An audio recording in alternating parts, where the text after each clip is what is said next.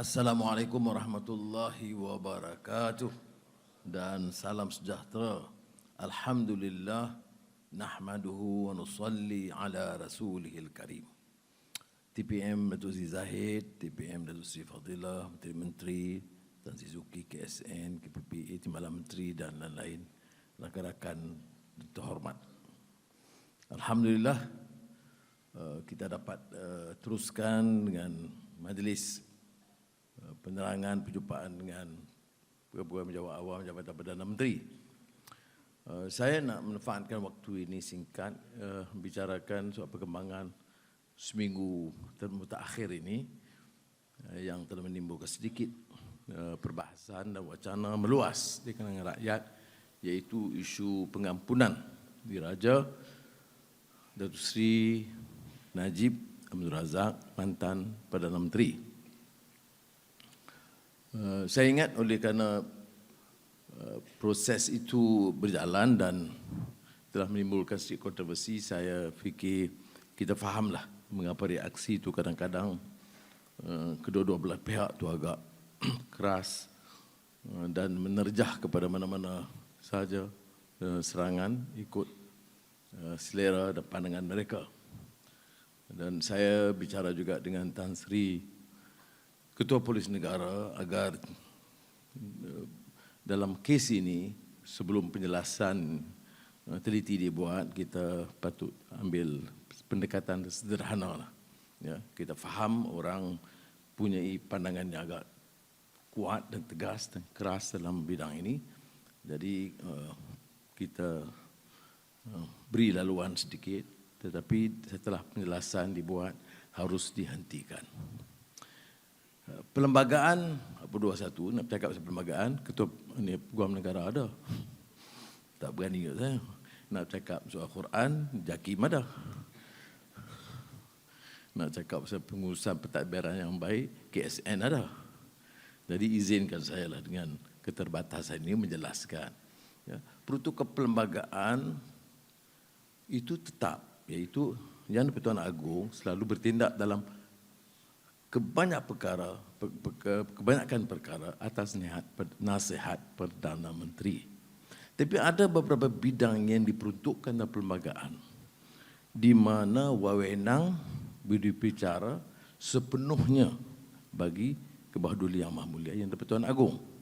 42.1. Ini termasuk 41.2.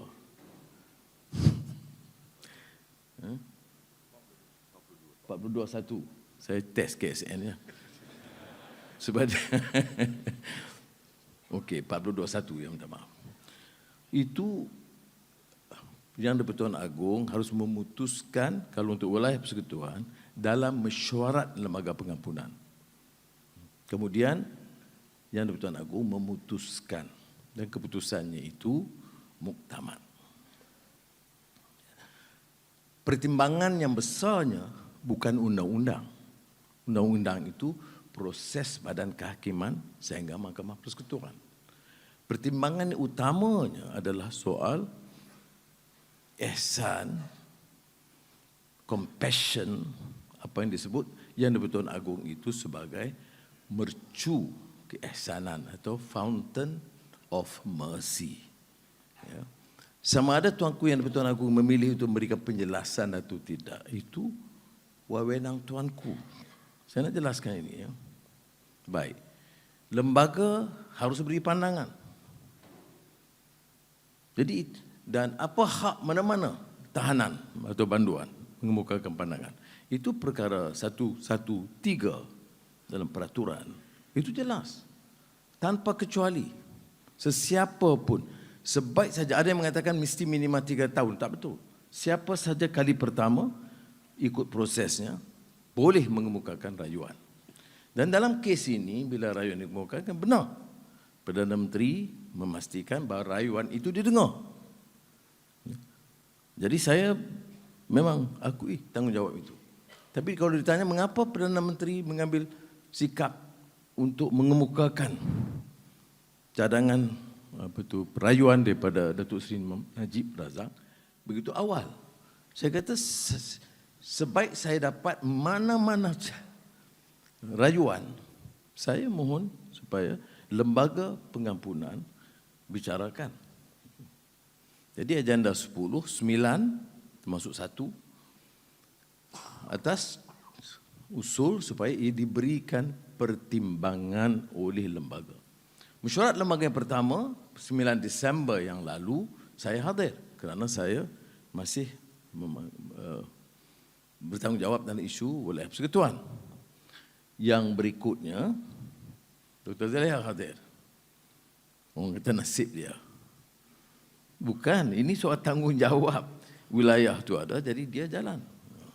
Peguam negara hadir dalam semua mesyuarat. Lagi hebat peranan dia. Tapi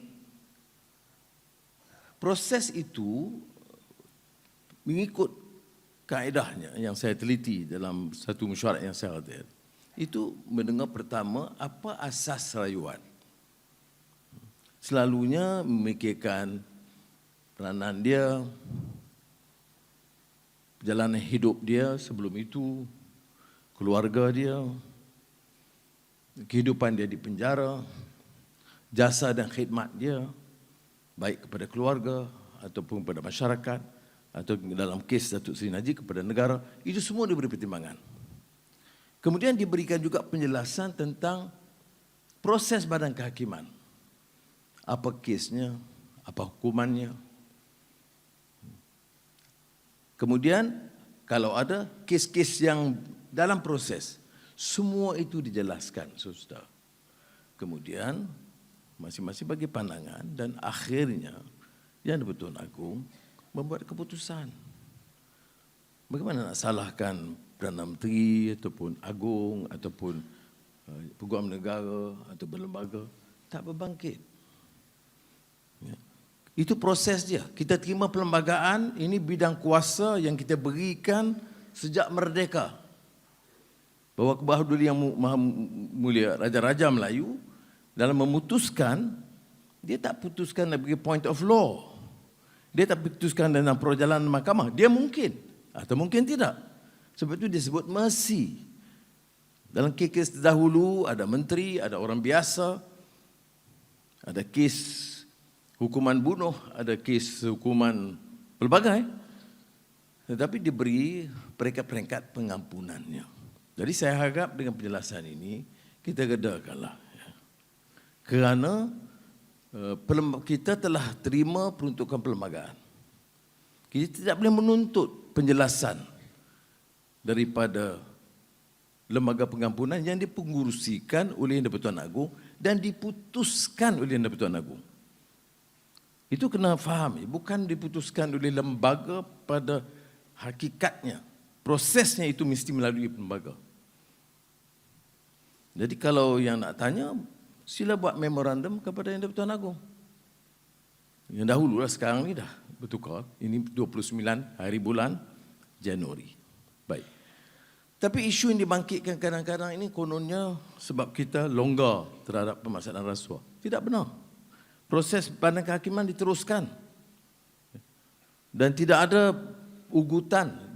Datuk Seri Zahid, Presiden UMNO ada di sini. Dia tidak pernah bagi kata dua pada saya. Tetapi ada hak dia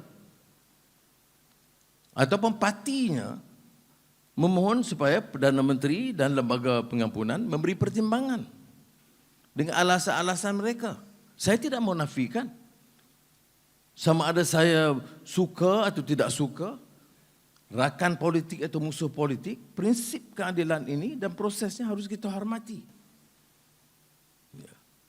Tidak mudah dibicarakan, mudah dibicarakan tapi tidak mudah untuk diamalkan. Tapi ini prinsip dia, mau jadi ketua, ini peranan dia. Ada orang dia kerana kemarahan lama meluap-luap. Sebab itu saya katakan tak apalah sudah 3-4 hari ini, tetapi kita terus. Banyak perkara yang belum kita selesaikan. Masalah ekonomi, masalah perarasan gaji. Yang itu utama lah kalau ikut KSN. Itu yang harus kita tumpukan. Baik. Tetapi soal tata kelola dan penegasan tentang rasuah ini menyeluruh. Bukan saja Datuk Seri Zahid, ini Datuk Seri Fadilah, ada menteri-menteri. Malam menteri, pendirian kita tidak berganjak. Tidak ada langsung pendirian kita untuk berundur daripada perkara ini. Dan saya sudah tahu di antara paling kuat saya diserang ialah kerana tindakan saya mengarahkan semua agensi tegas supaya dapat kita selamatkan negara ini daripada kecurangan pemimpin terutamanya, daripada menggeledah, memunggah kekayaan luar biasa. Saya tahu ada orang ambil sikap baik, ada parti politik yang keras, menyergah dan menyerang seorang tokoh politik yang sekarang di penjara, tetapi bersekongkol dengan tokoh-tokoh atau mantan tokoh yang menggeledah, memunggah puluhan bilion ringgit wang negara. Apa sort of hypocrisy is this? Kalau konsisten, biar konsisten. Seolah-olah yang rasuah ini satu orang, itu dua orang di Malaysia. Jadi saya telah berikan arahan SPRM, LHDN, Polis Diraja, ambil tindakan. Saya tidak peduli siapa. Rakan-rakan saya dalam kabinet ada di sini. Saya berulang kali dan mereka juga menegaskan dalam pentadbiran sekarang tidak ada tolak ansur sama sekali. Tetapi kita kena bagi mesej yang jelas. Bagaimana orang yang mengunggahkan yang disita lebih kurang 4 bilion, 5 bilion. Yang tidak disita 3-4 bilion. Yang di luar negara 5 bilion, ada yang kata 10 bilion. Kemudian ada lagi yang bersongkol. Yang bising terhadap kes pengampunan ini. Tak dengar pun suara mereka. Menyokong tindakan atau meminta supaya tindakan tegas diambil terhadap mana-mana mantan pemimpin atau pemimpin yang rasuah besar. Jadi kita nak jaga ni ketata kelola ataupun kepentingan parti. Ataupun kepentingan kelompok mereka. Dan ini yang berlaku sudah. Saya tengok beberapa kenyataan keras bukan main. Terhadap seorang yang sudah pun dipenjara. Yang masih ada kesnya. Tetapi seolah-olah membisu terhadap tindakan-tindakan diambil. Malah ada yang mengatakan, oh ini dendam politik lama. Dendam apa saudara? Oh ini tak ada kesan lagi, tak ada kesan. Tambah tak ada kesan. Semua saudara terlibat dalam penggunaan kemudahan Spenco. Dan sikap saya keras terhadap Spenco itu sejak saya Menteri Keuangan dulu. Jadi siasat, saya tidak tahu di mana salahnya. Tapi saya tahu peraturan itu tidak betul. Saya tahu ia merugikan negara. Saya tahu dia tidak menyenangkan pejabat awam. Tetapi kita lesu tidak berupaya berbuat apa-apa kerana tidak ada ketegasan dan tekad politik untuk bertindak. Sekarang ada, saudara. Dan saya salute penguat kuasa sama ada SPRM, LHDN dan lain-lain untuk bertindak tegas dalam perkara ini. Jadi saudara, ini kita kena faham. Kalau kita nak perangi rasuah, dia bermula dari atas dan sehingga ke bawah. Apakah selesai semua? Tidak. Semalam Ketua Polis Negara menyergah keras beberapa kelompok di peringkat bawah atau pertengahan polis yang masih mungkin kelompok kecil tetapi mau dibanteras. Kalau diambil tindakan terhadap kelompok kecil itu, bagaimana kita boleh biarkan rasuah skala besar itu berlalu tanpa apa-apa tindakan? Bentuk tindakan jangan tanya saya. Saya beri arahan umum kepada semua jabatan, semua badan penguatkuasaan, tegas. Sementara kita ada tekad politik dan konsensus dalam Jemaah Menteri. No compromise. Maka masa untuk bertindak. Yang saya suarakan ini kerana orang-orang yang menjerit, menyerang pribadi tertentu, keluh, tidak langsung bersuara, malah secara diam bersekongkol dengan perasuah. Jadi maknanya tentunya mereka ini bukan menentang rasuah, tetapi ini hanya wayang politik untuk menyerang musuh. Jadi ada orang tanya, oh apa kalau ada? Kalau ada silakan. Tan Sri Azam Baki ada di sini, menteri-menteri ada di sini. Kita semua bersepakat kalau ada di kalangan rakan kita dalam baris jemaah menteri yang terlibat, tidak ada kes, kontrak atau apa-apa, arahan kita adalah tidak akan mempertahan atau melindungi. Tapi kalau sekarang, tak ada tindakan terhadap menteri-menteri. Oleh itu tidak adil kerana ambil tindakan kepada parti pembangkang. Bongkar. Kalau ada bongkar. Saya tidak akan pertahankan.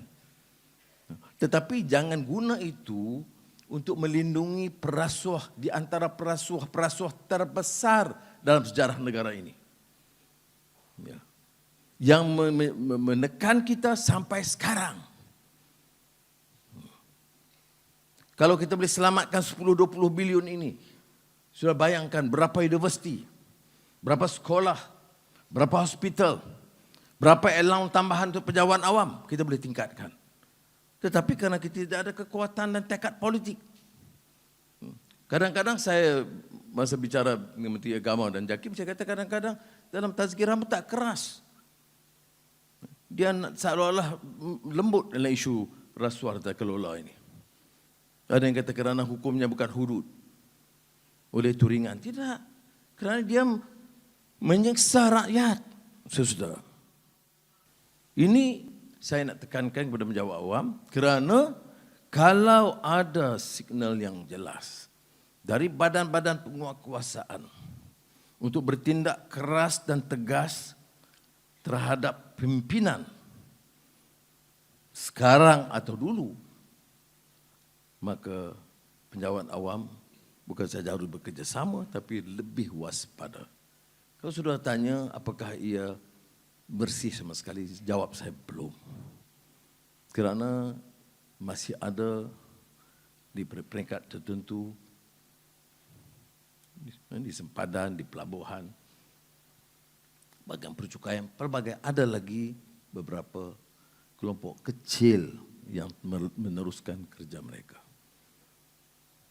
Sudah tahu kehilangan hasil dari keterisan minyak mentah, diesel masih belum terkawal sepenuhnya. Dan saya hanya merayu kepada saudara beri kerjasama sepenuhnya. Biarlah ada dalam tahun, 1-2 tahun ini kita ada tekad, a new spirit. Atau kalau Jerman kita Zeitgeist, spirit semangat zaman. Untuk kita ada tekad kita untuk selamatkan negara ini dari pelbagai salah guna kuasa dan pemunggahan kekayaan, dan supaya kita boleh tingkatkan balik keyakinan rakyat dan tingkatkan hasil mereka. Saudara, kalau kita dapat selamatkan 10-20 bilion ini, bukan untuk perbaiki rumah Perdana Menteri atau allowance dia. Apa yang kita dapat pulangan itu, kita kembalikan kepada rakyat. Noktahkan kemiskinan, beri pendidikan yang bermutu, selamatkan anak-anak dari semua kaum, agama, wilayah. Jadi tidak lagi kita bergaduh soal peruntukan-peruntukan kecil. Tidak ada sebab hal ini dibolehkan, diteruskan. Jadi saya harap penekanan ini berikan manfaatnya, kita faham tanggungjawab agama kita, tanggungjawab bangsa, tanggungjawab budaya, semuanya sekali. Dia mesti bermula dengan tata kelola yang baik. Jadi saya memang saya tidak nafikan bahawa hari-hari ini memang ada pelbagai tekanan dan suara, tetapi rakan-rakan tahu proses mesti dihormati, proses hukum mesti dipertahankan. Kita mesti kembalikan integriti badan kehakiman, integriti badan penguatkuasaan, dan umumnya integriti negara sebagai negara merdeka, berdaulat dan berintegriti. Semoga Allah SWT memelihara kita dan doa dimakbulkan. Wassalamualaikum warahmatullahi wabarakatuh.